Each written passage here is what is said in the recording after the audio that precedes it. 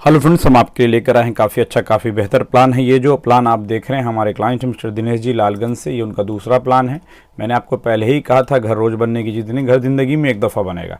चीज़ों का फैसला लें, सोच समझ के लें, बदलाव जो भी करना है पेपर वर्क पे करें, क्योंकि घर रोज़ बनने की चीज़ नहीं। क्योंकि ज़मीन पर जो भी बदलाव होगा आपका कॉस्ट जो है, कॉस्ट उस पर काफ़ी फ़र्क आएगा।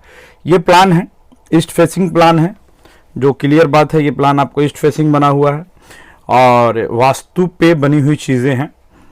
हम आपको 100% वास्तु नहीं कहेंगे, लेकिन जो चीज़ें वास्तु पे होनी चाहिए वो चीज़ें वास्तु पर हैं। ठीक है, जो वास्तु पे सबसे ज़्यादा ढूंढने वाली जो चीज़ें हैं वो किचन है, पूजा रूम है, बाथरूम सेक्शन का फेसिंग है। तो ये सब टोटल चीज़ें हैं। तो आपको चलिए बताते हैं क्या है कैसे है। उस प्लान में जो बदलाव था, काफ़ी चीज़ें उनको पसंद थी, सब चीज़ था। अब इसको आपको हम डिटेलिंग बता रहे हैं। ये प्लान की लंबाई चौड़ाई क्या है, प्लान बना कैसे। सामने में आते हैं तो पोर्टिको है और ये ईस्ट फेसिंग। ईस्ट फेसिंग जो कहलाता है ये इंदिरा फेसिंग होता है, अच्छा फेसिंग कहलाता है। और इसको थोड़ा डिटेलिंग में हमने आपको बताया है। यहाँ सर्कुलर कॉलम भी रख सकते हैं, स्क्वायर कॉलम, लेकिन उन्होंने जिस तरह का एलिवेशन सेलेक्ट किया था कि हमको इस तरह का एलिवेशन चाहिए, तो उसमें स्क्वायर कॉलम यूज़ होगा। सामने में आते हैं तो यहाँ पर आप देख रहे हैं डोर है, तो डोर से एंट्री मारना है तो उसके लिए डोर खोलना पड़ेगा।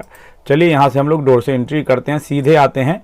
इसका एक पैसेज एरिया है, यानी स्टेयर को जो आपको वास्तु के हिसाब से स्टेयर का जो एक फेसिंग होता है उसको भी मद्देनज़र रखा गया। और जो उनकी एक रिक्वायरमेंट थी कि हमको इसी रिक्वायरमेंट पर स्टेयर को रखना है, और ये दोनों चीज़ों का ध्यान रखा गया है। ठीक है, तो स्टेयर का 100% वास्तु पर न होने से कोई बड़ा दिक्कत होता नहीं है। रिक्वायरमेंट की ज़रूरत थी उनको कि नहीं, उनको स्टेयर का फेसिंग क्या चाहिए। ठीक है, तो हम चीज़ों को बता रहे हैं, इससे आपको लग रहा होगा वीडियो ज़्यादा लंबी हो जाएगी, तो ज़्यादा लंबी ना हो इसलिए थोड़ा जल्दी बताएंगे। यहाँ पर आते हैं तो सामने में ये 8 फीट चौड़ाई है, और यहाँ पर जो टोटल लेंथ एरिया है यहाँ से लेकर यहाँ तक, ये आपका 19 फीट 6 इंच के बीच में बना हुआ है। इससे क्या बेनिफिट है कि जैसे ऊपर में घर बनता है, ऊपर में फ्लोर बनेगा, तो आप आते हैं या ऊपर में दूसरे बेटे के लिए या रेंट पर्पस में आप देना चाहते हैं, तो यहीं से आदमी सीधे चला जाएगा। एक गेट तो ऑलरेडी यहाँ भी लगा है, तो अब इस गेट से एंट्री मारना है तो आपको यहाँ से ये गेट खोलना पड़ेगा। आइएगा, एंट्री कीजिए यहाँ पर जो ये एक आप एक थोड़ा डिफरेंट एरिया देख रहे हैं। डाइनिंग हॉल की रिक्वायरमेंट थी कि थोड़ा अरेंजमेंट में से डाइनिंग एरिया शो करना है, तो ये डाइनिंग एरिया शो किया गया। ये वुडन का बना हुआ, लकड़ी का बनाया गया कि बाद में आप अपने हिसाब से चीज़ों को चेंज कर सकते हैं। ठीक है, तो ये जो आप देख रहे हैं डाइनिंग सेक्शन है, लिविंग सेक्शन बैठने के लिए क्या है, टोटल चीज़ें।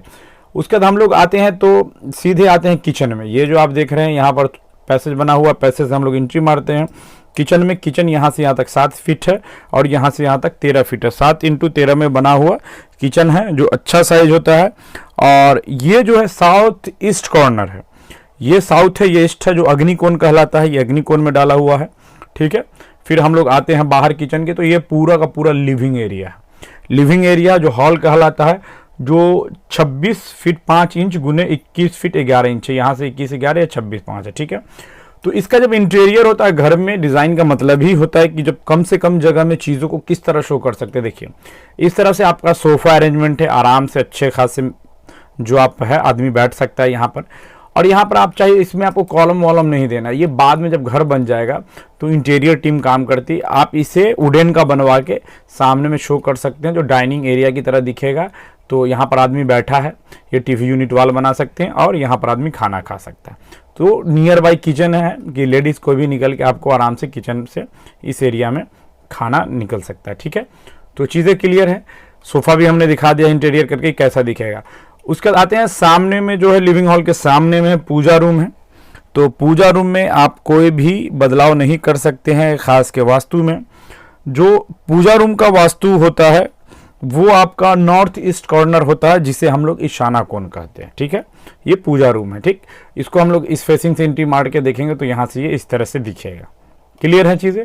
उसके बाद सेकेंडरी डोर है, उनको एक डोर चाहिए बैक में भी। तो बैक में डोर देने का सेंस है कि जगह ऑक्युपाई हो जाती है बैक से, और एक थ्रू आउट पैसेज से गेट निकलता है तो उसमें जगह थोड़ी बर्बाद होती है और चीज़ें अच्छी नहीं दिखती हैं।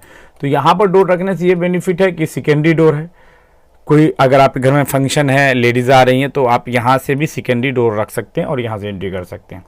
अगर इस फेसिंग में चाहिए डोर तो आपको टॉयलेट और बाथ को एक ही करना पड़ेगा, और साइड से 2.5 फीट का कोई भी एक डोर निकल जाएगा। ठीक है, तो उसके बाद आते हैं ये वाला बेडरूम जो आप देख रहे हैं, इस बेडरूम का साइज 13x13 है। यहाँ पर भी 13x13 टोटल, ये भी और ये भी चारों बेडरूम 13x13 है। ये जो एक टॉयलेट सेक्शन है 4x9 और यहाँ पर ये भी 4x9 का बाथरूम सेक्शन है। उसके बाद आते हैं तो यहाँ पर डोर न लगा के आपको बस ऐसे शो करना, ये बेसिन एरिया है, बेसिन एरिया फ्रेश होने के लिए। चीज़ें क्लियर है। उसका दूसरी चीज़ें क्या है कि ये जो है ये 37 फीट है और ये आपका 53 फीट 11 इंच है, यानी 54 फीट मान सकते हैं। आउटर वॉल 10 इंच की है, पार्टीशन 5 इंच की है। तो अच्छा प्लान है, काफ़ी अच्छा प्लान है। अगर आपको प्लान बनवाना है तो दिए गए नंबर पर ज़रूर कॉन्टेक्ट कीजिए। वीडियो देखने के लिए शुक्रिया, थैंक यू, धन्यवाद।